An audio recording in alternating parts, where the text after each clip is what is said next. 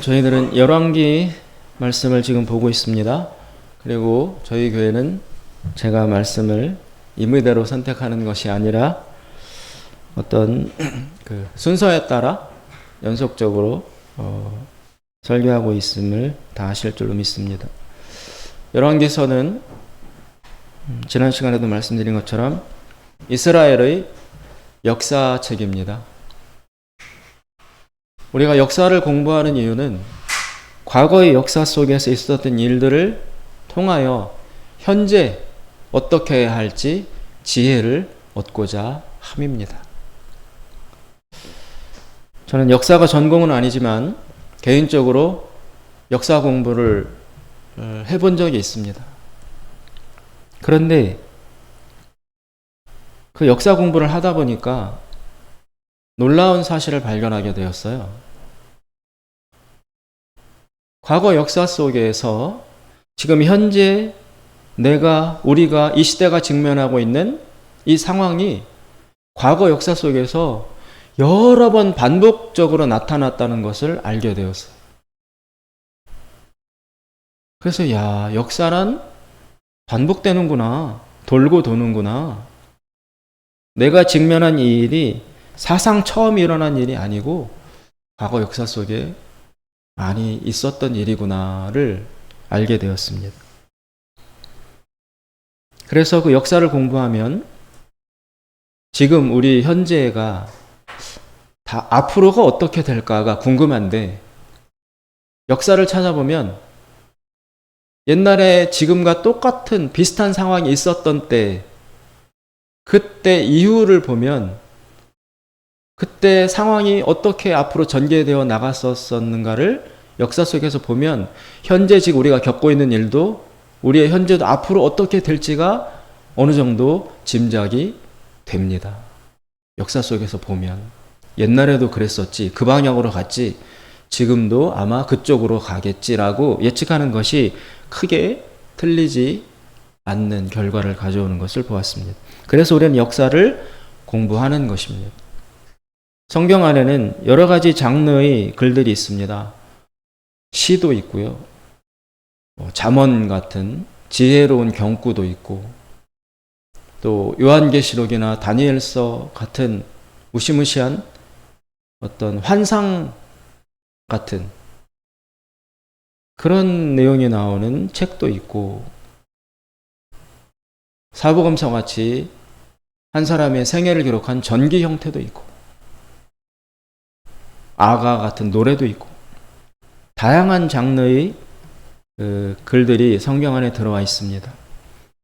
우리가 꾸준히 성경을 읽어가다 보면 하나님께서 어떤 때는 그 말씀을 통해서 이런 말씀을 하여 주시고 또 어떤 때는 이런 글을 통해서 이 말씀을 하여 주시고 그래서 꾸준히 하나님 말씀을 읽고 들어나가다 보면 때에 맞는 하나님이 주시는 말씀을 풍부하게 들을 수 있는 것입니다. 그런데 지금 우리가 이 시대를 살아가고 있는 이때 하나님께서는 특별히 열왕기서라는 역사서의 말씀을 주셔서 우리로 하여금 하나님 음성을 듣게 하고 계시다는데 우리가 조금 주목할 필요가 있습니다. 이스라엘의 유명한 왕이었던 다윗의 아들 솔로몬 왕이 죽고 이스라엘은 남북으로 분열되었다고 했습니다. 그 분열된 왕국 중에서 오늘 우리가 읽고 있는 이 열왕기상 오늘 본문은 남북 두 나라 중에서 북쪽에 해당되는 이스라엘의 역사를 지금 살펴보고 있는 중입니다. 그 북이스라엘의 역사 속에서 가장 사악하고 가장 악한 왕이 누구냐 하면 바로 아합 왕이라는 사람인데 그 아합 왕이 오늘 우리가 읽은 본문의 주인공이에요. 하나님께 굉장히 책망들었던 그 왕인데 그 왕이 오늘 본문의 주인공으로 등장하고 있는 것입니다. 이 아합 왕으로 인해서 결국 이스라엘은 나중에 붕괴되고 심판받아 패망하게 됩니다. 이스라엘 패망의 뿌리가 되는 역할을 한 사람이 아합 왕입니다. 그렇다면 이 아합 왕의 그 잘못, 가장 큰 악행은 무엇이었던가? 그것은 바로 이스라엘 안에 바알주의라는 어떤 세계관, 그것을 도입해 들어온 일이었어요. 이스라엘은 원래 여호와 하나님을 믿는 신앙으로 살아가는 민족이었는데, 이 아합 왕이라는 사람이 이스라엘 밖에 있었던 바알주의라는 삶의 방식, 세계관, 가치관, 그리고 그 바알주의를 뒷받침해 주었던 바알을 믿는 바알 신앙이라는 종교를 이스라엘로 가지고 들어왔어요. 그것 때문에 이스라엘이 타락하고 세속화되어서 결국 멸망하게 된 것입니다. 그 바알주의, 바알 신앙은 한마디로 뭐라고 규정할 수 있냐면 극도의 세속주의, 욕망과 탐욕을 긍정시해주고 인간의 도리나 사랑이나 인권은 외면하고 철저히 돈을 많이 벌고 복받아 잘 살게 되는 오직 그것 하나, 그것만을 추구하도록 장려해주는 종교적 기복주의가 바로 바알주의, 바알신앙이라고 할 수 있습니다. 그래서 지난 시간에는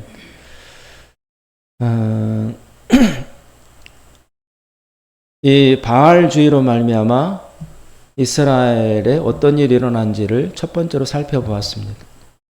바로 이 아합 왕에게 그 바알주의와 바알신앙을 전달해 준 사람은 바로 그 사람의 부인이었어요. 그 아합 왕의 부인, 즉 왕비. 이 왕비의 이름은 이세벨이라는 여자였습니다.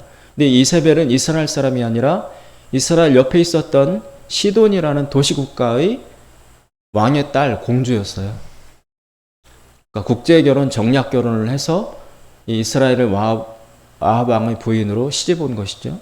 그런데 이 이세벨이 살았던 그 조국, 이세벨의 고향 땅이었던 시돈이라는 나라가 바알주의의 본산입니다.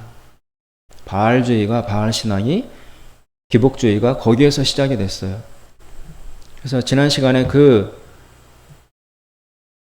이 이세벨의 고향이었던 시돈 땅의 사회가 어떤지 엘리야가 가서 보는 장면을 우리가 보지 않았습니까? 엘리야가 가봤더니 바알주의로 말미암아 사회가 완전히 망가져 있었다는 것을 엘리야가 눈으로 봤습니다.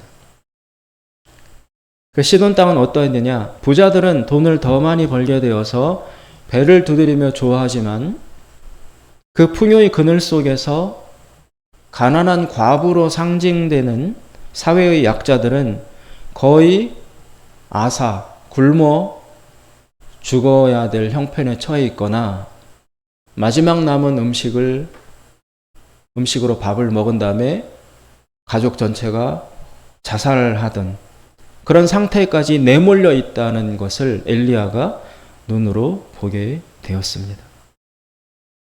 극단적인 거대 부자가 탄생하고 또 가난한 자는 완전히 사회 밑바닥으로 내려서서 이 사이의 격차가 너무 커가지고 도저히 메꾸어질 수 없는 극단적인 양극화, 부익부 빈익빈이 심화된 그런 사회에 사람이 살 수 없는 사회가 되어 있었습니다. 거기가 바로 아합 왕의 부인인 이세벨의 고향이었습니다. 물론 이세벨의 아버지는 왕이었으므로 그런 생존의 어려움과 위기를 전혀 느낄 필요가 없는 귀족 중의 귀족, 상류층 중의 상류층, 부자 중에 극단적인 부자였으므로 그런 것을 헤아릴 마음과 그 이해도가 없었습니다. 오늘은 두 번째로 이제 바알주의가 이스라엘의 침투에 들어옴으로써 나타나게 되는 이스라엘 사회의 붕괴 상태가 어떠한지를 오늘 본문이 이야기를 해주고 있습니다. 오늘 우리가 읽으신 21장의 본문을 한마디로 요약하면 간단한 스토리가 이런 것입니다. 이 아합 왕이, 이스라엘의 왕인 아합 왕이 이스라엘 땅 중에서 이스르엘이라는 곳이 있었어요. 이스라엘 안의 이스르엘 지방.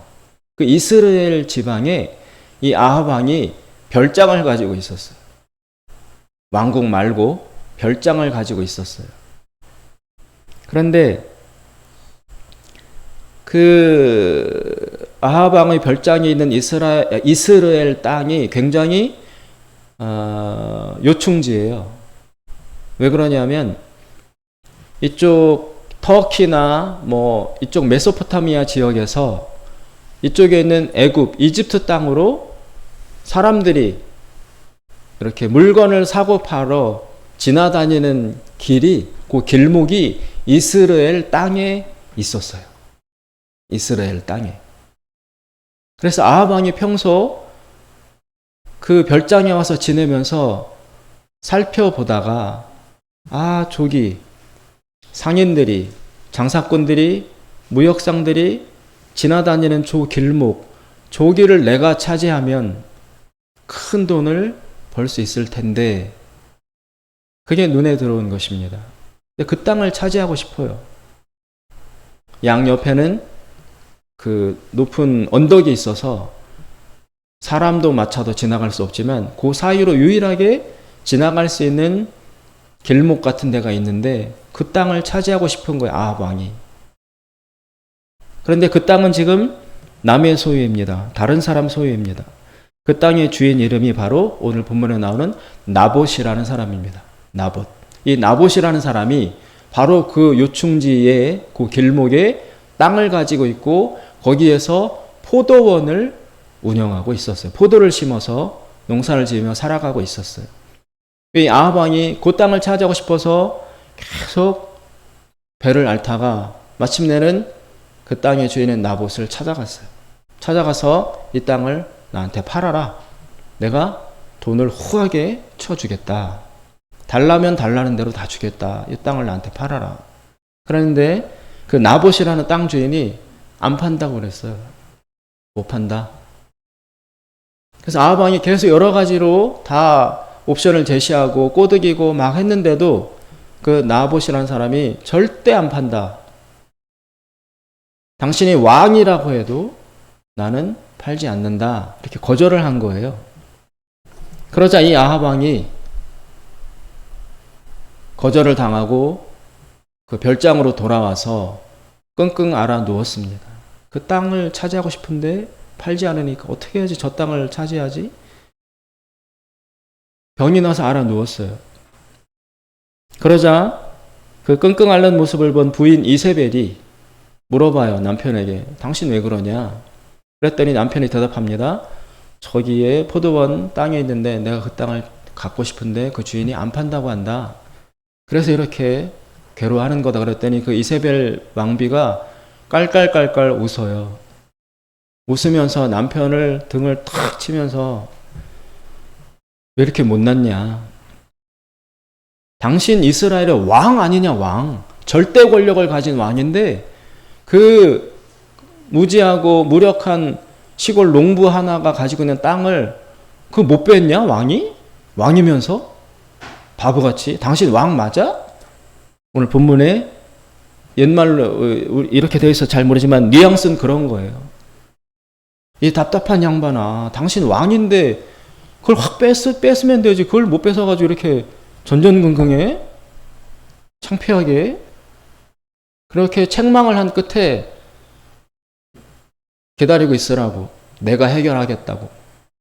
그러면서 이세벨이 나서서 여차저차 작업과 일을 꾸며서 결국은 그 땅의 주인인 나봇을 죽이고 땅 주인이 없어졌으니까 빈 땅이 된 것이죠. 그래서 그 땅을 뺏어옵니다.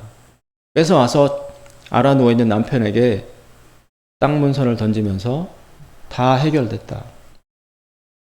이제 저 땅 우리 거다. 가서 뭘 하든지 말하든지 당신 맘대로 하라라고 남편한테 던져 줍니다. 그게 오늘 본문 내용의 이야기입니다. 16절까지 이야기. 16절에 보시면 아합이 나봇의 땅주인 나봇의 죽었다 함을 듣고 곧 일어나 이스라엘 사람 나봇의 포도원을 취하러 그리로 내려갔더라. 뛰어갔더라. 달려갔더라 이거예요. 와, 신나는 이제 됐다. 이 일이 어떤 의미를 갖는지 이스라엘에 대해서 더 잘 알아야 본문의 의미를 이해할 수 있습니다. 이 이야기가 왜 문제가 되는가? 이스라엘은 이런 법이 있습니다. 애굽 땅에서 하나님의 인도하심을 받아 나와가지고 가나안이라는 새 땅에 새 나라를 건설함으로 이스라엘이 시작이 됐어요.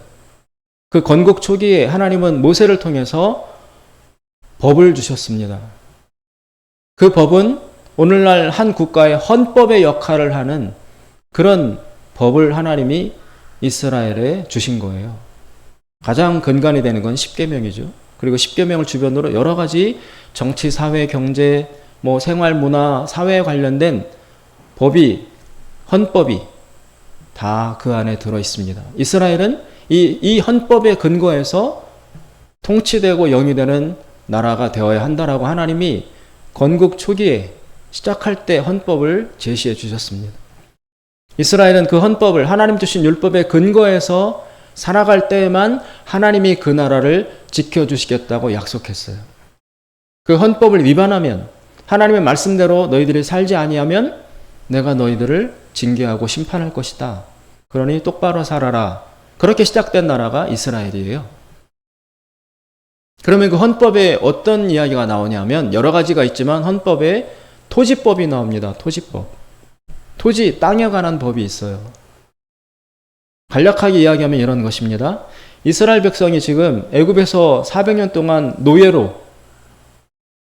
노부로 살다가 이제 가나안으로 와가지고 새 나라로 들어가면서 하나님은 그 가나안 땅을 다 이렇게 구획해서 나눠가지고 모든 가정마다, 그때는 2500년 전, 3000년 전 농경시대였으니까 다 농사를 기반으로 해서 살아가는 거잖아요.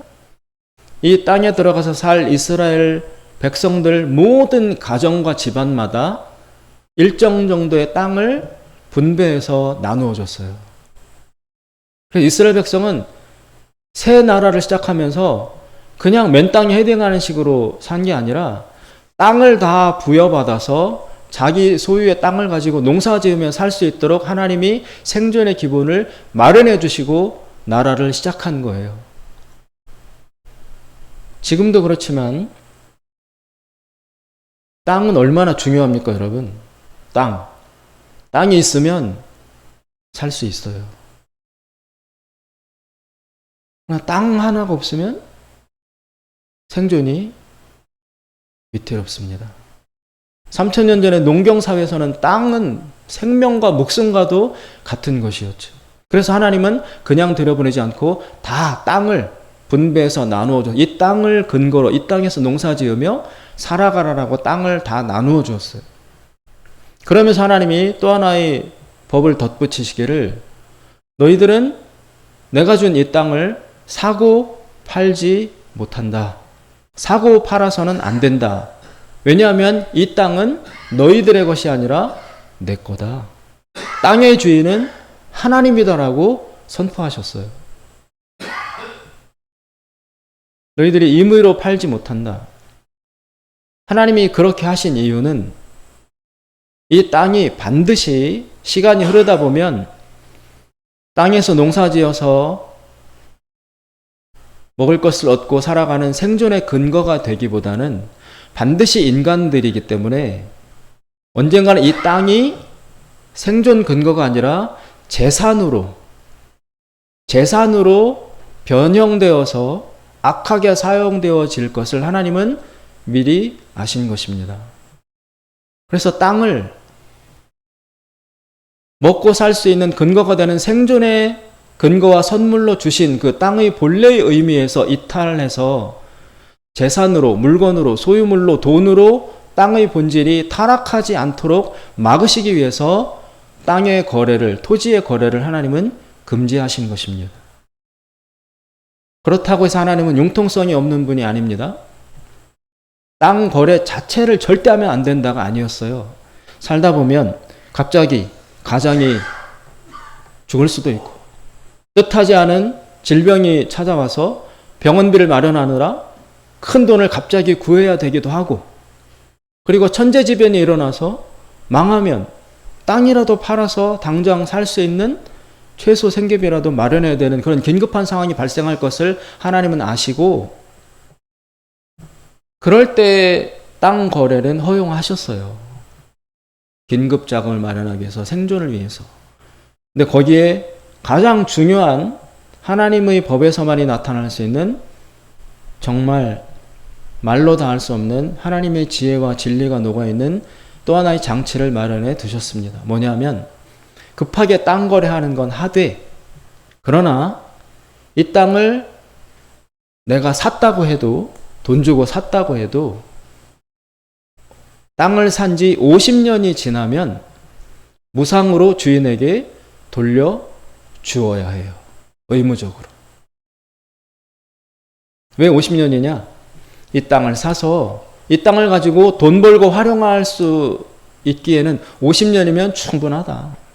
이 땅 가지고 농사를 짓든지 네가 사업을 하든지 뭘 하든지 한 50년이면 이 땅 가지고 뽑을 수 있는 건 다 뽑을 수 있다. 50년이면.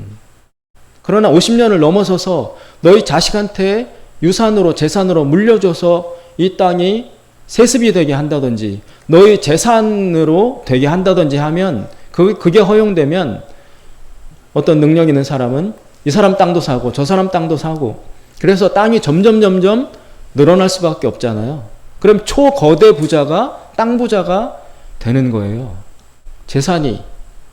게다가 그것을 50년 뒤에 다 환원하지 않고 다음 세대 자식에게 계승하고 세습으로 물려줄 수 있다까지 되면 한 번 부자가 된 사람은, 성공한 사람은 계속 그 집안은 대대로 큰 부자로 떵떵거리며 살아갈 수 있게 되는 것입니다. 반면에 이 사람이 부자가 될 그때에 동시에 이 사람에게 땅을 팔거나 뺏기거나 이런 사람은 생존 근거인 땅을 빼앗기고 근근히 가난 속에 살아가다가 자식한테도 물려줄 게 없어서 가난이 대물림 되는 거예요. 세습돼요. 그러면 이 나라에는 시간이 흐름에 따라 점점 부익부 빈익빈이 심각하게 되어서 몇몇 소수의 부자가 많은 땅을 차지하고 다수의 가난한 자들이 땅을 빼앗긴 채 근근히 굶어 죽거나 자살하거나 가난하게 비참하게 살아야 되고 그 가난이 계속 계승되고 대물림되는 악하고 슬픈 사회가 될 수밖에 없습니다. 그래서 하나님 그것을 방지하시기 위해서 반드시 일시적 거래는 허용하지만 50년이 지나면 이유를 달지 말고 조건을 달지 말고 내가 돈 주고 샀어도 무상으로 원주인에게 반납을 해야 된다. 그러면 내가 어느 땐가 급전을 마련하기 위해서 땅을 누구에게 팔았다 할지라도 50년 뒤면 자동적으로 내가 애쓰지 않아도 내 원래 재산 소유가 땅이 나한테 도로 돌아오게 됩니다. 그러면 나는 실패해서 내 일생은 한 50년 실패해서 힘들게 살았다 할지라도 땅이 다시 돌아오면 내 자식에게만큼은 이 땅을 물려주면서 여기서 다시 시작해라. 그래서 이 가난이 대물림되지 않도록, 가난이 세습화되지 않도록 그것을 막기 위해서 하나님은 이 법을 마련해 두신 거예요. 이것을 희년법이라고 합니다. 이런 법이 살아있는 사회는 여러분 절대로 멸망하지 않습니다. 왜냐하면 일시적으로 누가 부자가 되고 누가 가난하게 되고 실패 성공이 있다 할지라도 50년마다 다 리사이클이 돼가지고 다시 원위치, 다시 출발할 수 있는 자본금이 들어오게 돼 있어요. 은행에 대출을 안 받아도. 그럼 그걸 가지고 다시 시작하는 거예요. 자식들은. 그래서 극단적인 큰 부자도 나올 수 없지만 굶어 죽거나 자살할 수밖에 없는 극단적인 사회 실패자, 가난한 자도 나타나지 않는 거의 일정 정도 고르게 평등하고 균등하게 다 같이 생존이 보장되는 그런 사회의 기초를 이 이스라엘의 헌법은 가능하게 하는 것입니다. 하나님이 그것을 정해 두셨어요. 그래서 이스라엘 사회가 모세 때부터 그 법이 여러분 꾸준히 지켜져 내려왔어요. 희년법이. 그래서 여러 가지 일들이 있었지만 이스라엘이 망하지 않았어요. 그런데 이 아합 왕 때에 지금 아합 왕도 포도원의 주인인 나봇에게 가서 너 땅을 팔아라. 그때 나봇이 싫다고 하니까 왕인데도 꼼짝 못하고 그 땅을 못 뺏고 돌아와서 끙끙 앓잖아요.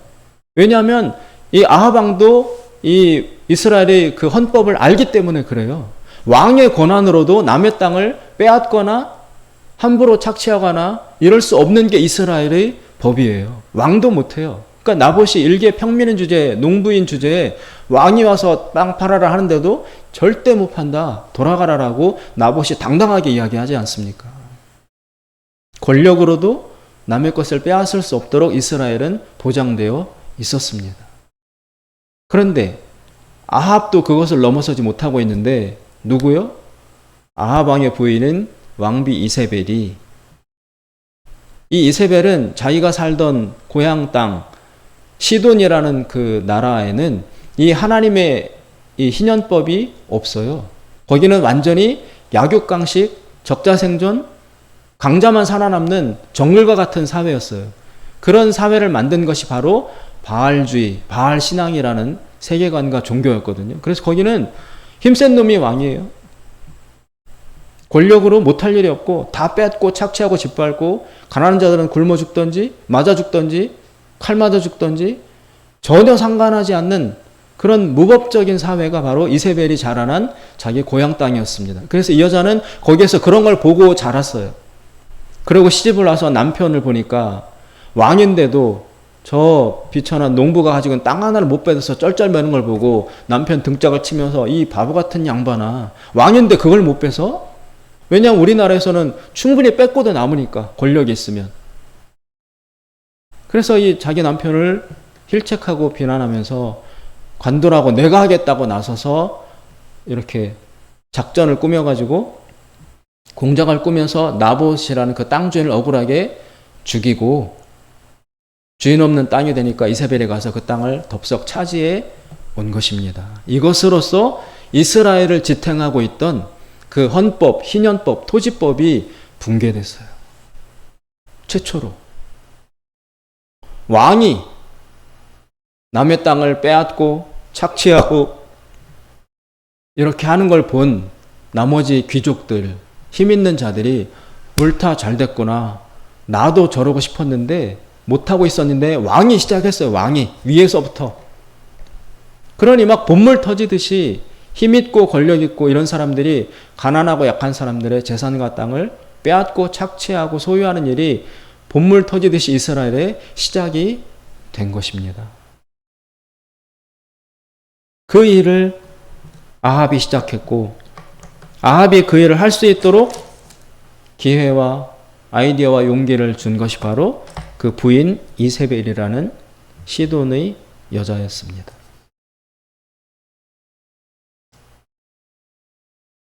그래서 아합이 이스라엘 역사의 가장 악한 왕, 그리고 아합의 부인이었던 이세벨이라는 그 여자가 가장 이스라엘을 망친 사악한 여자라는 비난과 비판을 받게 되는 것입니다. 이것을 시작으로 이스라엘은 붕괴하기 시작합니다.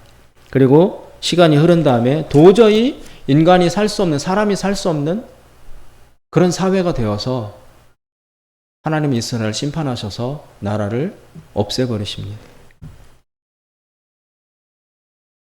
아까 역사를 배우는 이유가 역사 속에서 지금 우리가 살고 있는 현실을 비추어 보고 지혜를 얻고자 함이라고 말씀드렸습니다.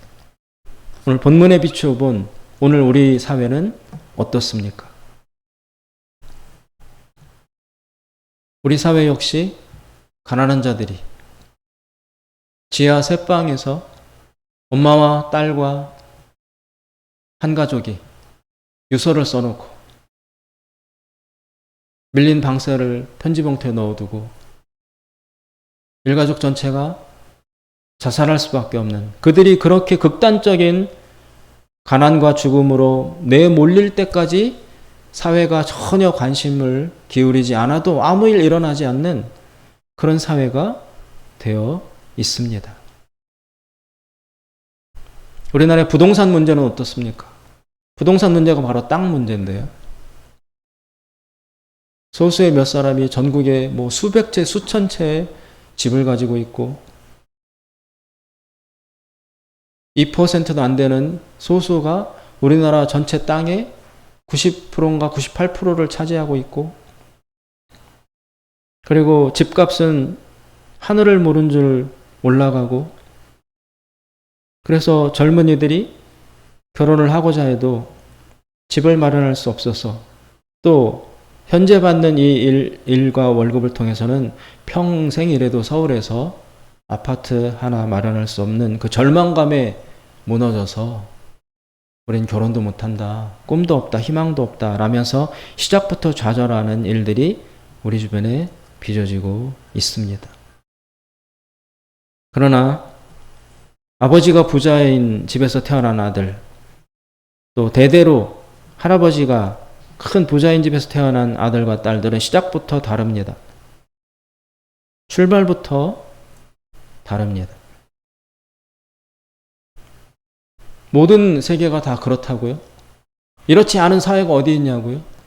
그러나 다 그렇다고 해서 정상입니까, 그게?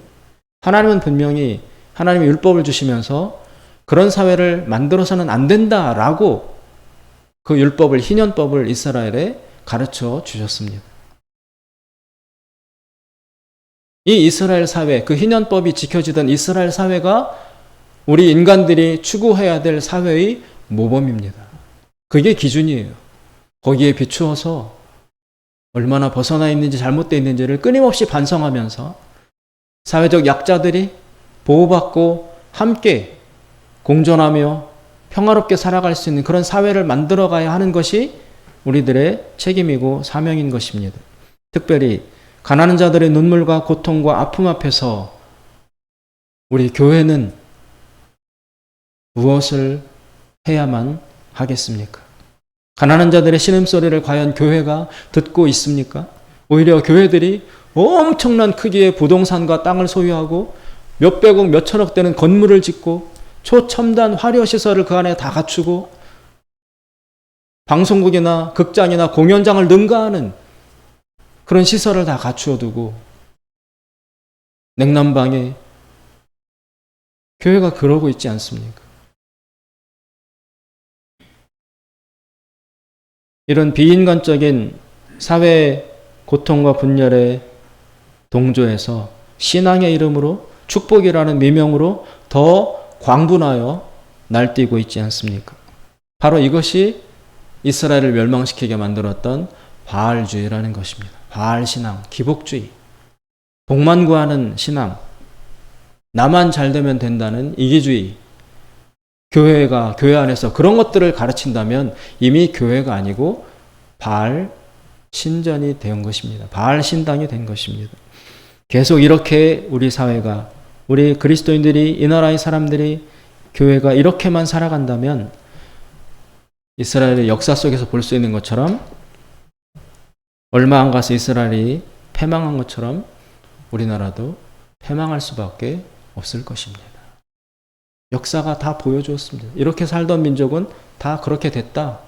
우리가 그 길을 고스란히 똑같이 밟아가고 있다라는 것이 성경에 드러나고 있는 것입니다. 사랑하는 여러분, 교회에서는 위로와 축복과 이런 것들을 베풀어 주는 것이 당연하죠. 필요하죠. 또 그런 말씀 듣기를 기대하며 교회 예배에 나오게 되죠. 물론 그런 축복과 위로와 격려와 이런 말씀도 교회에서 들어야 하면서 동시에 우리가 무섭게 깨달아야 할 것은 성경 속에 오늘 우리가 읽은 본문과 같은 이야기도 뽀젓이 들어 있다는 겁니다. 하나님의 복과 사랑의 말씀도 들으면서 동시에 어떻게 살아야 할지도 하나님이 말씀하고 계시기에 두 가지를 다 균형 있게 들어야 하는 것입니다. 설교자로서 우리 성도님들에게 주일 예배 때 더 따뜻한 말, 더 위로와 축복과 사랑의 말, 잘 될 것이다, 복 받을 것이다, 하나님이 사랑하신다, 이런 긍정적이고 복된 말을 설교자로서 너무 많이 해주고 싶지만 설교자는 철저히 자기 개인의 이야기를 하는 것이 아니라 성경 말씀에 근거해서 하나님의 말씀을 전해야 하므로 하나님 말씀이 이런 이야기를 하고 있는 본문에 순종하여 저도 이런 말씀을 전할 수밖에 없습니다.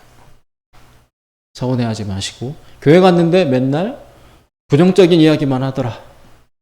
교회 갔는데 좋은 소리는 하나도 못 듣고 비판과 책망과 그런 이야기만 하더라.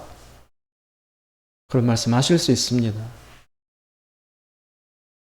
그런 말씀을 허락하신 데는 하나님의 주권과 뜻이 있다는 것도 우리가 받아들여서 왜 오늘 우리에게 이 말씀을 주시는가 깊이 생각하고 내 삶을, 내 생각과 자세를, 나의 가치관과 세계관을 내가 너무 새 속에 물들어 있는 것 아니야? 돌아보면서 손톱만큼씩이라도, 손톱이 자라는 만큼씩이라도 우리가 조금씩 변화되어 나를 포함한 이 땅에 울고 있는 자들, 가난한 자들, 고통당하는 자들, 아픈 자들을 돌아보면서 다 같이 따뜻하고 사랑하며 행복하게 살아가는 그런 사회를 만들어가는 것이 하나님이 우리에게 맡기신 이 시대의 사명일 줄로 믿습니다. 기도하겠습니다. 자비로우신 하나님 아버지, 하나님의 율법에, 헌법에 근거하여 안정되게 살아가던 이스라엘 나라에 아합과 이사벨이라는 바알주의에 물든 사람들이 이 지도자들이 나타남으로써 사회가 균열되기 시작하고 망가지기 시작하고 약자와 가난한 자들이 고통당하며 죽어가는 그런 험악한 사회가 시작이 되었습니다. 주님, 하나님의 율법과 말씀은 모든 사람들에게 기준이 되고 평화와 구원의 길이 된다는 것을 우리가 믿사오니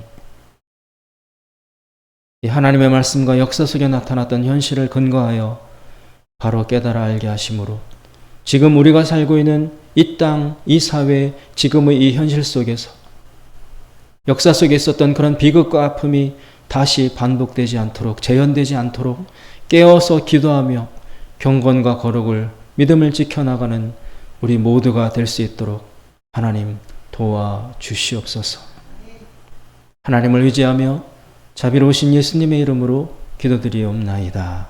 아멘.